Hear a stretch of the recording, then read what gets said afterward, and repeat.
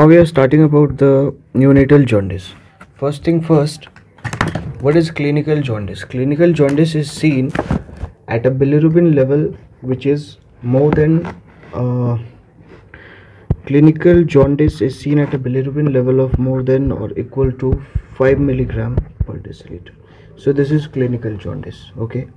Now here is a fact that nearly 60% of the term neonates, 60% of the term neonates and nearly 80% of the preterm neonates, they are having clinical jaundice. Okay, so 60% of the term and 80% of the preterm neonates have jaundice in the first week of their life. So coming to another thing, there are two things. One is called physiological jaundice and another is called pathological jaundice, right? These two things, we have to understand the difference between physiological and pathological jaundice. So the first point, physiological jaundice, in this the clinical jaundice never appears in the first 24 hours of the life, right? In the first 24 hours, the icterus is never seen, while it may or may not appear in the first 24 hours, right? So jaundice appears in the first 24 hours. It may or may not appear in the first 24 hours in pathological jaundice, while in physiological jaundice it never appears in the first 24 hours. Another thing, the bilirubin, right? Bilirubin, it is always unconjugated. In the physiological jaundice. So we can say that the urine, it does not stain the diaper of the baby, right? So no diaper stain and no pale stool. These two things are seen in case of physiological jaundice. In pathological jaundice, it may be conjugated or unconjugated. So if it is conjugated, the diaper will get stained and the stool will be pale, right? So these are the things. The third point that we have to keep in mind when we talk about the differences between these two types of jaundice, the palms, right? Palms and soles, they are never tainted or stained yellow. Okay, yellow, it will never be yellow. While, because see, the palm and soles, if the palm and soles are getting stained yellow, it means the amount of bilirubin is pretty high, right? So it is not that high in case of physiological, while in pathological, the palms and sole, they get turned yellow, right? The fourth thing, clinical jaundice, it usually does not persist beyond 2 weeks after. It is actually 2 weeks in case of term neonates, right? And 3 weeks in case of preterm neonates, right? So this is it. While in case of pathological jaundice, it persists beyond 3 weeks, right? So these are the differences between the physiological and pathological jaundice. It never appears within the first 24 hours. Bilirubin is always unconjugated. Palms and soles are never turned yellow, and in a term neonate, it will never go beyond 2 weeks, and in a preterm neonate, it can go up to 3 weeks, but this pathological jaundice can go beyond 3 weeks, right? So coming to the reasons of physiological jaundice in a newborn, right? Reasons for physiological jaundice in newborn. So these are the questions which are generally asked in the viva. So first thing is that in a newborn, there is higher production of bilirubin, right? High production of bilirubin. Why there is high production of bilirubin in a newborn? The first reason is that there is high hemoglobin level, right? Hemoglobin level in neonates is very high. Then the next thing is the life of RBC, right? RBC lifespan. RBC lifespan is normally in a normal adult it is around 120 day, but the neonatal RBC it is about 90 days, right? So RBCs are getting destroyed earlier. And the third is there is effective erythropoiesis. So because of ineffective erythropoiesis, the more and more amount of RBCs are getting destroyed when they go to spleen and all other parts. So there is excessive amount of hemoglobin leading to excessive amount of bilirubin production. The second important reason is there is ineffective carrier mediated uptake in liver, right? So in liver there is ineffective uptake. Carrier mediated uptake is ineffective, right? The third thing that we have to keep in mind, the third thing that we have to keep in mind is there is immature UDP glucuronide transferase, right? Glucuronide transferase enzyme activity, right? UDP glucuronide transferase is involved in the metabolism of bilirubin, but this is immature in case of neonates, right? The fourth is the enterohepatic circulation, right? Enterohepatic circulation is very it is working at an increased rate, right? Because of which there is excessive, a more and more amount of bilirubin are getting reabsorbed, right? So these are the reasons of physiological jaundice in a newborn. Coming to the next thing, there are two things which are generally asked in the viva. The one is two things that I would like to talk about. First is called breast feeding jaundice, right?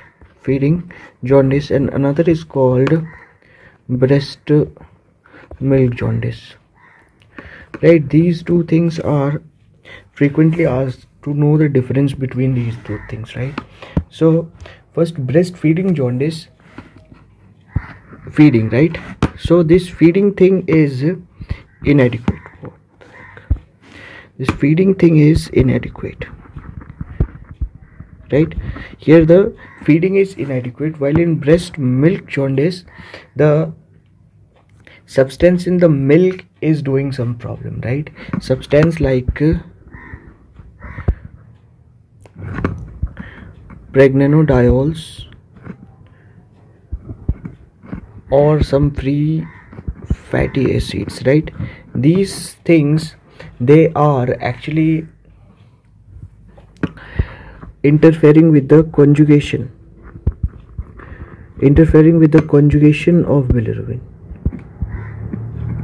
right? So because of these substances in the breast milk, right, there is improper conjugation of the bilirubin leading to jaundice, right? While in breast feeding jaundice,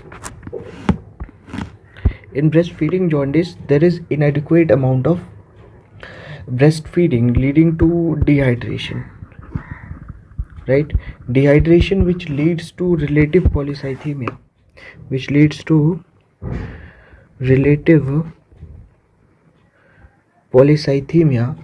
which increases the bilirubin level, right? So how will you treat a condition of breastfeeding jaundice? It is generally treated by increasing the frequency of breastfeed, right? So as we increase the frequency of breastfeed, it won't be inadequate, so there won't be dehydration and there won't be relative polycythemia, which won't lead to an increase in the level of bilirubin, right? And it is generally early onset, right? So coming to the breast milk jaundice, there was some problem in the breast milk, right? Because of which the patient was developing jaundice. So how will you treat this? It is generally it is a milder form. So what we do is we ask the patient to continue breastfeeding, because breastfeeding has far more benefits than this developing this kind of jaundice. Moreover, this kind of jaundice develop late, right? So till when we can go for breastfeeding? Till the amount of bilirubin, right? Till the amount of bilirubin is less than 20 milligram per deciliter, right? Then only we can stop it, that too temporarily. Then only we tell the mother to stop breastfeeding, that too temporarily. As the level of this falls below 20 milligram per deciliter, we start breastfeeding, because breastfeeding is way more essential in developing this jaundice. It protects against a lot more of things than this one. Okay, so now we come to another thing. Continuing with our topic of jaundice, let us talk about the important causes of. So first of all, hyperbilirubinemia, it can be conjugated or unconjugated, right? So let us talk about the reasons for first, unconjugated hyperbilirubinemia, right? Unconjugated, if you're talking about unconjugated hyperbilirubinemia, just keep that in mind, that things would be happening before the liver, here somewhere, I don't know, maybe before the liver, right?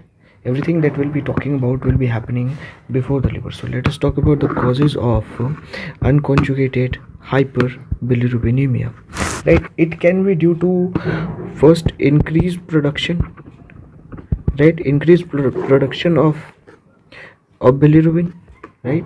Or due to decreased conjugation of bilirubin.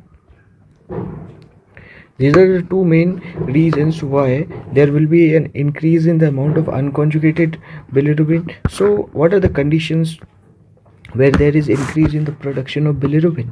First, we can talk about hemolytic disorders, right? Hemolytic disorders. The most common thing will be erythroblastosis fetalis, right? Blastosis fetalis, erythroblastosis fetalis, or it is also called hemolytic disease of newborn, right?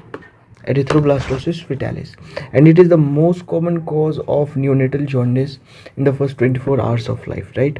In the first 24 hours of the life. Another, we can talk about other hemolytic conditions like hereditary spherocytosis, or maybe G6PD deficiency, right? In conditions of polycythemia, or in case of delayed cord clamping, right? Extra amount of blood is gushing into the newborn, and which may lead to increased amount of blood in the body of the baby, may lead to this unconjugated hyperbilirubinemia, or maybe cephalhematoma, which we will be talking about later. Cephalhematoma, right? So these are the reasons in which conditions in which the overall production of bilirubin is getting increased, right? So another thing I said is that the conjugation of bilirubin is getting reduced. So there are conditions. Very important one is Crigler-Najjar syndrome. Crigler-Najjar syndrome, right? There is also, in Crigler-Najjar syndrome, there is deficiency of UDP glucuronide transferase, right? And it is there are two types of it, type 1 and type 2, right? Type 2 is there is partial deficiency, right? Type 2 has partial deficiency, and type 1 has got complete deficiency of UDP glucuronide transferase. Fine. Another disease that we can mention here is that Gilbert syndrome or Down syndrome, right? This we have to keep in mind. Now wherever Down syndrome comes, it is important. Down syndrome, it is the reason of unconjugated hyperbilirubinemia, and there can be congenital hypothyroidism, right? So these are the conditions where we will be seeing the decreased conjugation of bilirubin: Crigler-Najjar syndrome, Gilbert syndrome, Down syndrome, and congenital hypothyroidism, right? So after having talked about the reasons of unconjugated hyperbilirubinemia, let's come back to the next part, that is conjugated hyperbilirubinemia, right? So conjugated hyperbil, right? Conjugated hyperbilirubinemia, when do we say it is conjugated hyperbilirubinemia? When the amount of conjugated bilirubin exceeds more than 2 milligram per deciliter, or when there is more than 20% of total bilirubin. It means conjugated bilirubin is constituting more than 20%, or the amount of unconjugated bilirubin is more than 2 milligram per deciliter. So let's talk about yes, we can also divide this also into two parts. First is so now what we'll be thinking about is liver, right? The problem is there in the liver. Let's see. The first thing is non-obstructive, right? I mean after liver, right? After liver has done its work, but the things are not really moving out of the liver, so the problem is there, right? Non-obstructive, it means the pathway after the liver is not really involved in that. So first one that we'll be talking about is infections, right? Infections can be viral.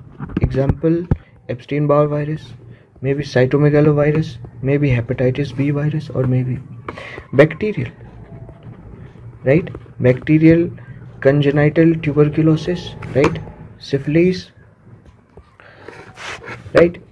Or maybe parasitic that may include toxoplasmosis, right? Or maybe due to certain toxins, right? Toxins like maybe because of sepsis, okay? Or there is a UTI, or there might be some metabolic causes,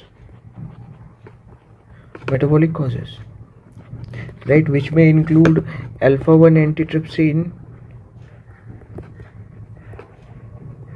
deficiency or cystic fibrosis, right? Or maybe tyrosinemia or galactosemia, right?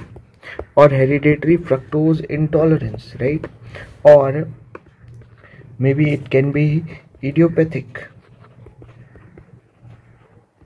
And the fun fact is that idiopathic, it is the most common cause of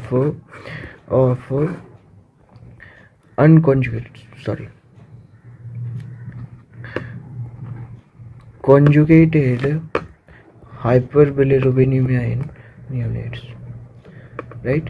So these are the reasons which are not really due to obstruction, right? So it can be infection by virus, Epstein-Barr virus, cytomegalovirus, hepatitis virus, bacteria. There can be congenital TB, parasitic toxoplasmosis, toxins. There can be sepsis or UTI, alpha antitrypsin deficiency can be there, cystic fibrosis, tyrosinemia, galactosemia, hereditary fructose intolerance, and the most common is the idiopathic one, right? So Coming to the obstructive part, right? Obstructive part can further be divided into two parts, right? Obstructive can be intrahepatic, right, which is there inside the liver. That may include congenital hepatic fibrosis, right? That includes congenital hepatic fibrosis, or maybe Carelli's disease,